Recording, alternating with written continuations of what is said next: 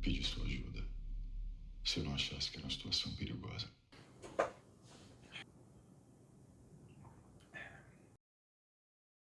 Hoje eu quero falar com vocês sobre um filme que pode representar a gente nos Oscars de 2025, que é O Agente Secreto.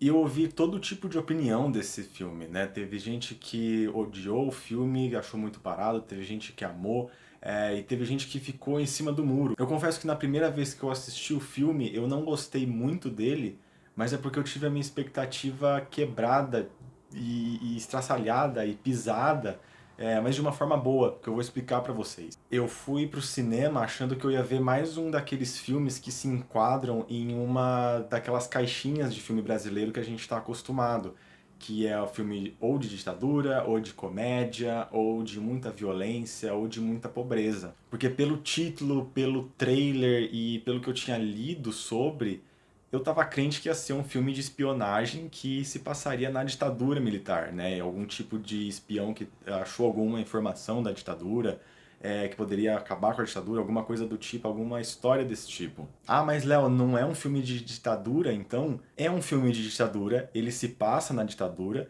mas você consegue notar como que o agente secreto ele trata da ditadura de uma maneira diferente de, por exemplo, Ainda Estou Aqui? Em Um Agente Secreto, o vilão, ele não é a ditadura. A ditadura não é quem vai atrás do protagonista, que é o Marcelo, né? A ditadura é um plano do filme. O filme ele traz essa atmosfera social da ditadura, onde era possível uma pessoa com poder financeiro, por exemplo, manipular organizações públicas para o benefício próprio sem ser punido. Tá, Léo, tá, mas cadê o agente nisso? Cadê a espionagem? Cadê o tiroteio? Fica comigo até o fim do vídeo que você vai entender. E para fazer isso, eu vou guiar vocês na primeira cena do filme. Então tem um spoiler da primeira cena, eu não vou falar de quase mais nada do filme que não tenha sido mostrado publicamente, só da primeira cena. Então fica o alerta de spoiler aí pra vocês. Eu acho que eu não posso mostrar a cena, porque o filme ainda tá no cinema enquanto eu gravo esse vídeo, mas vou contar com a ajuda do livro roteiro que o Kleber disponibilizou pra gente. Tá aqui. Eu vou deixar o link pra vocês na descrição do vídeo, caso vocês queiram dar uma olhada nele. E é muito legal, tá? É muito legal, tipo, assistir o filme, ver o livro, é ótimo. A primeira cena de um filme, ela é crucial nele, né? É nela em que o roteirista ou o diretor, enfim, ele ensina o público a assistir o filme. É nela que é estabelecido o tom, o ritmo, e às vezes até o tema do filme. E eu acho que a primeira cena do Agente Secreto consegue fazer isso perfeitamente. Então vamos lá. A cena começa com um Fusca chegando em um posto de gasolina. Quem está dirigindo é o nosso protagonista, o Marcelo, um cara barbudo.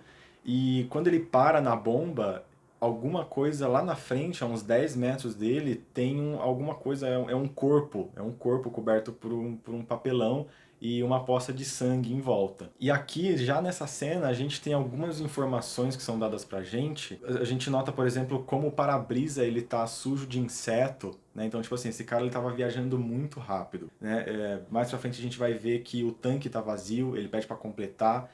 Então a gente vê que ele viajou por muito tempo, numa velocidade rápida, e ele ainda tem chão para frente. E o Marcelo pergunta o que aconteceu ali, né? E o frentista conta a história de que esse cara ele foi roubar o posto de noite e o frentista da noite deu tiro nele, né? Deu vários tiros e o corpo estaria ali desde domingo. E, se não me engano, era uma terça-feira que já tava, que o Marcelo parou ali. E o frentista ele tem uma fala muito boa que mostra mais ou menos sobre o que o filme vai falar, que é a normalização do absurdo. Ele fala o seguinte, ó: se eu for embora, perco o emprego. Se eu fico, é essa carniça. Começou a feder ontem de manhã. Eu quase me acostumei já. Ou seja, né?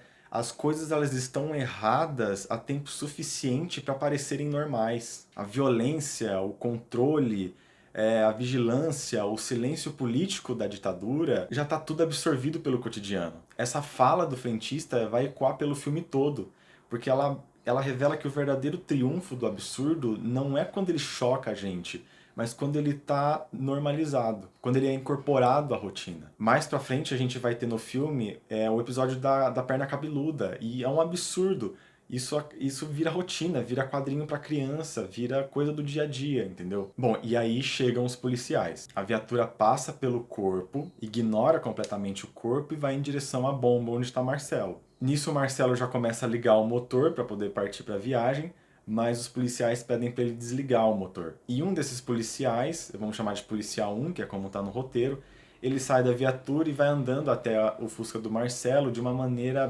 bem, assim, você vê que ele tá cansado, sabe? E assim que ele para na janela do motorista para falar com o Marcelo, a gente vê uma mancha de sangue que tá aqui acima do peito direito. E esse plano, ele concentra em um único gesto visual toda a lógica de poder do filme. O policial ele vem caminhando com uma autoridade exausta, como se ele fosse cumprir mais uma burocracia.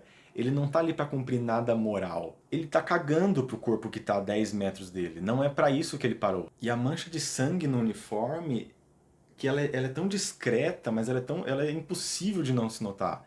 Ela funciona não como um sinal de urgência ou uma violência que aconteceu recentemente, mas como um resíduo de algo que já aconteceu e que foi absorvido pela rotina. E ela cria uma tensão de imediato. O que esse policial pode fazer se ele só não for com a minha cara? Quem tá no poder é ele. E essa mancha tá aí para revelar que a violência ela não se tornou a exceção, ela é um vestígio institucional. Ao colocar ela nesse lugar simbólico, né, tipo acima do peito, perto do coração, é quase como um símbolo de autoridade, é como se ele quisesse exibir isso. Pensa em militares quando ganham medalhas e eles exibem isso, né? Tipo, onde que eles colocam essas medalhas? Aqui no peito. É como se esse policial carregasse essa mancha de sangue como uma medalha que ele conquistou. É como se ele exibisse com orgulho isso. Eu acho que o Kleber pode tentar aqui sugerir um estado que ele opera mesmo manchado.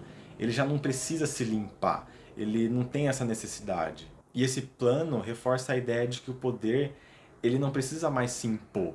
Ele simplesmente precisa se aproximar, porque ele já está muito normalizado. Daí essa cena corta para o outro policial, que é o policial 2, que ele está saindo da viatura acendendo um cigarro com uma caixa de fósforos. E ao lado dele tem uma placa enferrujada escrito, né, não fume, perigo, inflamável, não fume, e um sinal de caveira nela. E de novo, né, esse plano ele está revelando essa dissociação entre a regra e o que é praticado. E o aviso de perigo, essa placa enferrujada, ela comunica nada, ela já foi perdida, ela está esquecida. Enquanto que a autoridade que deveria garantir a segurança dos cidadãos age como se o perigo não existisse. E aí a gente volta para o policial 1 analisando a documentação do Marcelo. Ele analisa de maneira bem burocrática, bem devagar, até que ele pede para entrar no Fusca do Marcelo. Ele inspeciona o extintor de incêndio para ver se a data tá vencida, o porta-luvas embaixo da cadeira, depois sai, olha o porta-malas dianteiro, e meio que vendo que tá tudo certo, não tem onde muito pegar o Marcelo, o policial pergunta se o Marcelo gostaria de inteirar na caixinha de carnaval do policial. O Marcelo diz que tá sem nada, ele oferece cigarro, então fala assim, ele fala, pode pegar 3, 4, e o policial pergunta se ele pode ficar com o maço inteiro, e o Marcelo entrega o maço, o Marcelo entra no Fusca e parte na sua viagem. E a cena ela tem esse ritual de burocracia que é apenas um pretexto para o exercício de poder. O detalhismo do policial não é técnico, ele está basicamente numa performance ali. Cada pedido que ele faz, né, de documentação, porta-luva, tóxicos, armas, a inspeção embaixo do banco, do porta-malas, isso só reafirma quem está no poder. O Marcelo é basicamente passivo nessa situação. A tensão ela não vem da possibilidade de alguém cometer um crime, mas sim da imprevisibilidade de qual vai ser o próximo pedido do policial. E se tudo aquilo que o Marcelo deu de informação é o suficiente para passar no filtro desse policial. É como se esse policial estivesse sedento para achar um extintor vencido, achar um fuminho verde no carro ou uma arma, achar qualquer desculpa para enfiar a burocracia no Marcelo. E aí o policial sugere a caixinha dele. Depois de tudo isso, depois de não achar nada, porque o que eu imagino que aconteceria se ele achasse alguma coisa? Ele ia pedir algum tipo de suborno. Mas isso não acontece. E mesmo assim ele pede essa caixinha. Então aqui eu acho que o filme deixa uma lógica muito cruel, que é que a corrupção não é mais um desvio do sistema.